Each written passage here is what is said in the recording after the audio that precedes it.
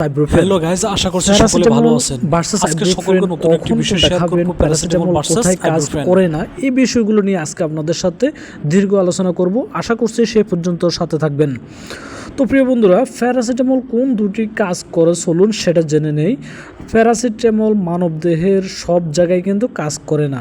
ভিন্ন ভিন্ন গ্রুপের ওষুধগুলো বিভিন্নভাবে কাজ করে, আমরা অনেকে না জেনে ওষুধ সেবন করে থাকি। এই বিষয়গুলো আমাদেরকে জানতে হবে। প্যারাসিটামল জ্বর কমায় এবং ব্যথা কমায়, এবং কোন কোন জায়গার জ্বর কমায় এবং ব্যথা কমায়, আমরা এই বিষয়গুলো আজকে বিস্তারিত আলোচনা করার চেষ্টা করব। সেই পর্যন্ত আপনাদেরকে নতুন নতুন ভিডিও আমাদের সাথে থাকবেন, আমাদের বিষয়গুলো আপনারা জানবেন, বুঝবেন।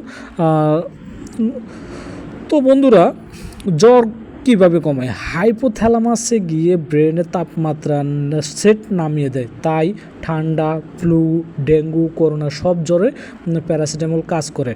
প্যারাসিটামল আপনার খালি পেটেও খাওয়া যায়। প্যারাসিটামল কাজ করে হচ্ছে ব্রেনে। আমরা অনেকেই খালি পেটে খাইতে চাই, আবার খাই না, কিন্তু আইবুপ্রোফেন নামক যে ওষুধগুলো, এগুলো খালি পেটে খাওয়া যায় না, এগুলো সবসময় ভরা পেটে খেতে হয়। আপনারা এই ভিডিওগুলো থেকে জানার পরে অবশ্যই সচেতনতা অবলম্বন করবেন। প্যারাসিটামল ব্যথাও কমায়, অ্যানালজেসিক, মাথা ব্যথা কমায়, দাঁত ব্যথা কমায়, মাসল পেইনের কমায়, পিরিয়ড পেইন কমায়, ছোট আঘাতের ব্যথাও কমায়।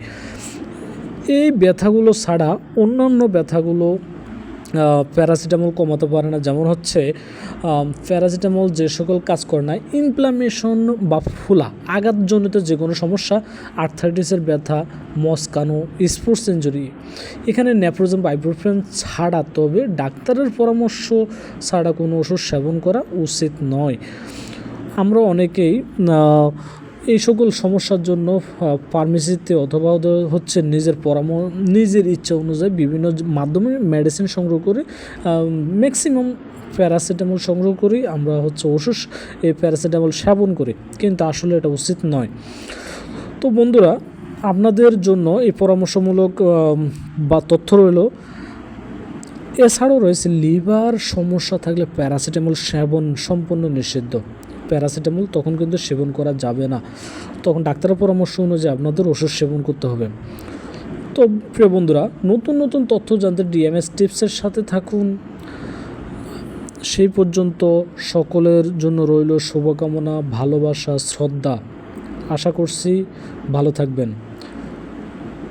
ধন্যবাদ।